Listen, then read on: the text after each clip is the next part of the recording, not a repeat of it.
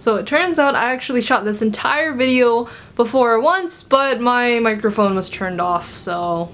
Hello everyone! Have you ever wondered in school, when am I ever going to use this? Well, welcome to Everyday STEM, the show where I talk about STEM and everyday topics. Hi, I'm Jen, and today we're going to be talking about fashion. That's right, fashion. When you think about fashion, you probably think about Project Runway and models and magazine covers. Math and science probably don't come into your mind whenever you're thinking about fashion. Okay, so first let's start off with the math. Have you ever been in a store just trying on clothes? Have you ever wondered how clothing stores come up with their sizes? Nope, too bad, I'm telling you anyways. Okay, so if you ever order clothes online, you probably notice there's a size chart, and then based off your measurements, you know what your size is, and then you can pick, and then you can order, and then it comes, and yay, it fits, hopefully, most of the time anyways. So you might notice sometimes clothes can run a little bit big if it's from this store, and if it's from another store, they might run a little bit small.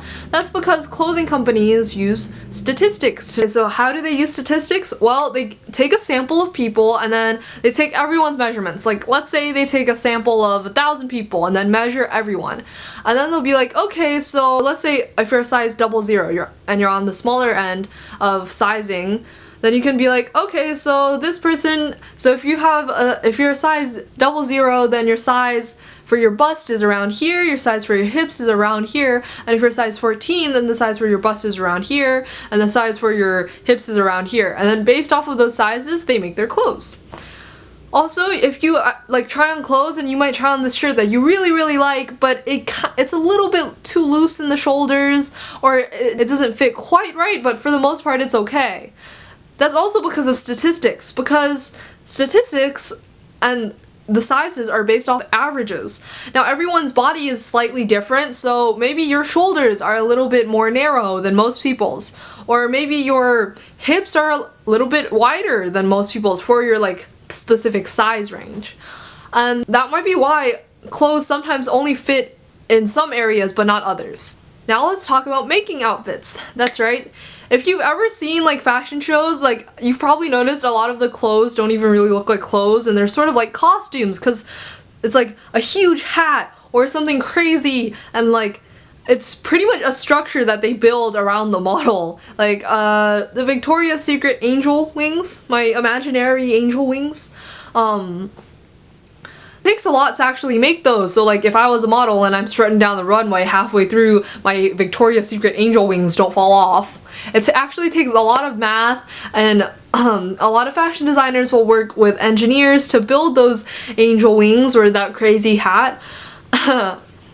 And they'll have to figure out, okay, so what materials should I use, like how heavy can this be, and they have to figure it out, because a lot of the times a fashion designer might have this vision of something and it's really hard to build. So that's where the science and math comes in. So like let's say I'm building a Victoria's Secret angel wing, and I'm like, I need to use light materials but still have it look pretty and stuff to build the wing. Okay, now let's talk about designing outfits. Okay, so now let's talk about actually making the clothes. Yep. So nowadays most clothes are either made by machines or people with a machine, a sewing machine that is.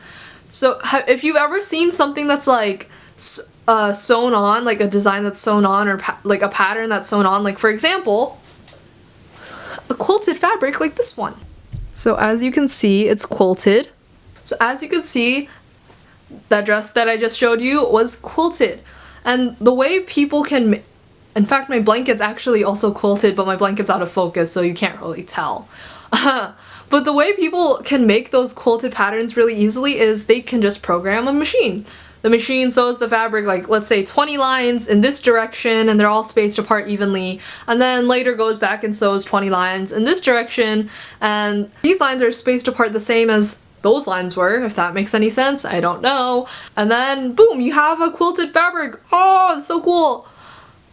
Okay, now let's also talk about fashion design. Yep, fashion design. Okay, so a lot of designers actually use symmetry in their designs. Not all of them, most. I mean, like if you've ever watched Project Runway or like a fashion show, some stuff gets pretty crazy. But symmetry can also be involved because a study said that humans tend to be more attracted to symmetrical things.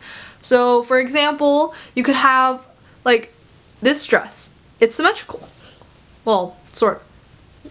Like see, it goes down the middle. It's pretty much the entire thing is the same. So if you've ever seen like something color blocked, I'll put up a picture here. If you've ever seen something color blocked, you'll probably notice it's shapes. That's right, geometry. Oh my god. Geometry and shapes and fashion. What? So cool, I know, right? And yeah, I think that's it for today. I hope you enjoyed this video. Please leave suggestions on topics you want me to do next. I think I'm gonna make a video on STEM and makeup next, but I always need new suggestions, so please put them down below. Also, make sure you subscribe, like this video, and check out my social media, which is also down below in this bar. It's down there. Yep. And yeah. Bye! Of app, no. Then that might be why it doesn't really fit. Like, and they're all spaced apart. And then depending on that, and also I think I'm gonna write the